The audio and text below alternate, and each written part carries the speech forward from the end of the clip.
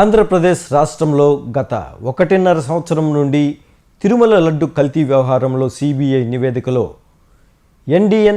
ఎన్డీబీఐ ఇచ్చిన రిపోర్ట్లో లడ్డు ఎక్కడా కల్తీ జరగలేదని తెలిసినా కూడా కూటమి ప్రభుత్వ నాయకులు మాట్లాడడం విడ్డూరంగా ఉందని అల్లూరు అనిల్ రెడ్డి తెలిపారు. ఆయన సూలూరుపేట వైఎస్ఆర్సీపీ కార్యాలయంలో మీడియా సమావేశంలో మాట్లాడారు. ఈ సందర్భంగా ఆయన మాట్లాడుతూ తిరుమల మహాప్రసాదం లడ్డూలో యాసిడ్లు రసాయనాలు కలిశాయని చెప్పడం హాస్యాస్పదంగా ఉందని, లడ్డు కల్తీ వ్యవహారంలో భారతదేశంలోని హిందువుల మనోభావాలు దెబ్బతింటున్నాయని, ఇచ్చిన నివేదికలను తప్పుపట్టి లేనిపోని ఆరోపణలు చేయడం సరికాదని, కేంద్రంలో ఉన్నది బీజేపీ ప్రభుత్వమే, రాష్ట్రంలో ఉన్నది కూటమి ప్రభుత్వమే, లడ్డు వ్యవహారంలో క్షుణ్ణంగా పరిశీలించి ఇచ్చిన రిపోర్టులను కూడా తప్పుపట్టడం సరికాదని, ఇకనైనా ఆరోపణలు చేయడం మాని రాష్ట్రాన్ని అభివృద్ధి పదంలో నడిపించాలని వారు కోరారు. ఈ కార్యక్రమంలో వైఎస్ఆర్సీపీ పట్టణ అధ్యక్షుడు కృపాకర్ రెడ్డి, మాజీ శివాలయ చైర్మన్ సుబ్రహ్మణ్యం రెడ్డి, జెట్టి వేణు యాదవ్, కౌన్సిలర్ రామకృష్ణారెడ్డి, అలవల సురేష్ తదితరులు పాల్గొన్నారు. మనం చూస్తూనే ఉన్నాం, గత 1.5 సంవత్సరం నుంచి ప్రజల యొక్క మనోభావాల్ని దెబ్బతీసే విధంగా, ప్రజల యొక్క నమ్మకాన్ని దెబ్బతీసే విధంగా తిరుమల ప్రసాదాల మీద ఈ కూటమి ప్రభుత్వం చేస్తున్నటువంటి అసత్య ప్రచారాలని ఈరోజు 1.5 సంవత్సరం నుంచి వాళ్ళు చేస్తున్న దానికి మన దేశంలోనే అత్యంత స్థాయి గల దర్యాప్తు సంస్థ సిబిఐ ఈరోజు సిబిఐ సంస్థ ద్వారా నివేదిక ఇచ్చి ఈరోజు ఎన్డీఆర్ఐ ఎన్డీడీబీ అనే ప్రత్యేక హోదా కలిగినటువంటి ల్యాబుల ద్వారా ఈరోజు రిజల్ట్ని బహిర్గతం చేస్తే ఓర్చుకోలేని ఈ కూటమి ప్రభుత్వం రోజుకొక రీతిలో జగన్మోహన్ రెడ్డి గారి గత ప్రభుత్వం మీద లేనిపోని ఆరోపణలు చేస్తున్నటువంటి ఈ ప్రభుత్వం మంచి పద్ధతి కాదు. అసలు వాళ్ళు చేసిన తప్పుకి ప్రజలకు క్షమాపణ చెప్పాల్సింది పోయి రోజుకొక రకంగా ప్రజల్ని ఏ విధంగా మభ్యపెట్టాలని వాళ్ళు చూస్తున్నారో మీరందరూ చూస్తూనే ఉన్నారు. ఈరోజు సూలూరుపేటలో కూడా ర్యాలీ నిర్వహించారు. ఆ ర్యాలీ దేనికి నిర్వహించారో తెలీదు. ఈరోజు సెంట్రల్ గవర్నమెంట్లో ఉంది బీజేపీ, సిబిఐ దర్యాప్తు చేసింది.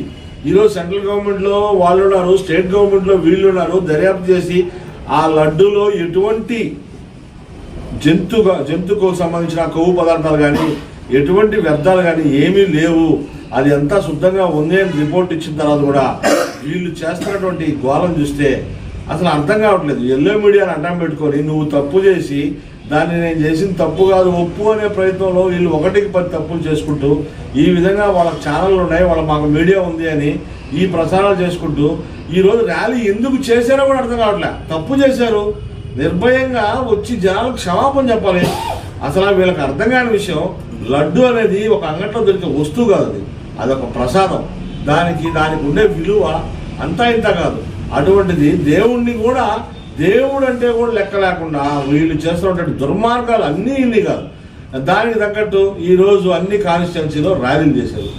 ఏమి సాధించారు? ర్యాలీ చేశారు. ల్యాబ్ మాది కాదు, సిబిఐ సంస్థ మాది కాదు. ఈ విధంగా మీరు చేస్తున్నటువంటి దర్యాప్తులో కనీసం మనిషికి ఈరోజు అసలు ప్రజలు అసహించుకుంటున్నారు ఈ ప్రభుత్వాన్ని. అందుకనే జగన్మోహన్ రెడ్డి ఎక్కడ బయటకు వచ్చినా వేలాదిగా ప్రజలు తరలి వస్తూ ఈరోజు ఏ విధంగా సంఘీభావం చేస్తున్నారో మిమ్మల్ని అందరినీ కూడా, మిమ్మల్ని చంద్రబాబు నాయుడు గారిని, ఈ పవన్ కళ్యాణ్ గారిని, ఈ ప్రభుత్వాన్ని ప్రజలు చేదరించుకునే పరిస్థితికి వచ్చారు.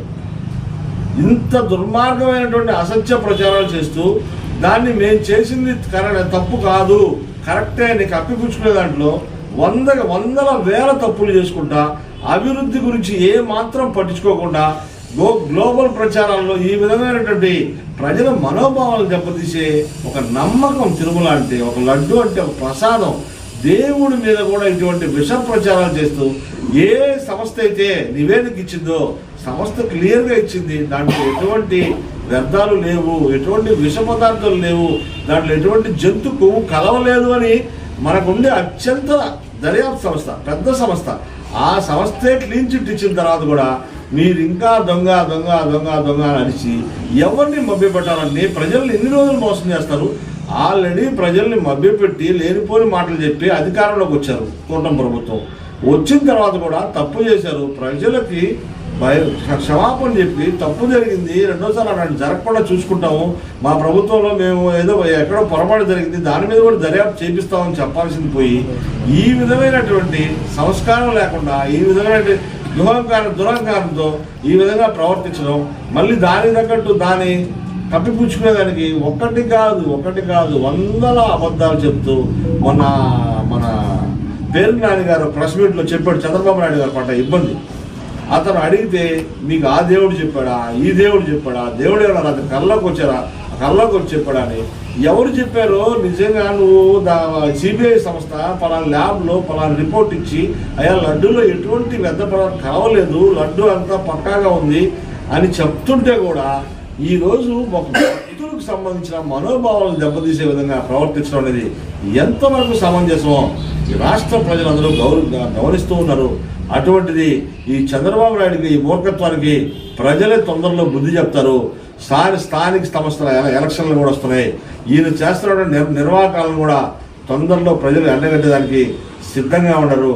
చంద్రబాబు నాయుడు ఇప్పటికైనా మేల్కొని అభివృద్ధి వైపు చూపు పెట్టి ప్రజలకు మేలు చేసే దాంట్లో ఈయనకుండే తెలివితేటలను వాడితే అందరికీ మంచిగా ఆమోదయోగ్యంగా ఉంటుందని తెలియజేసుకుంటూ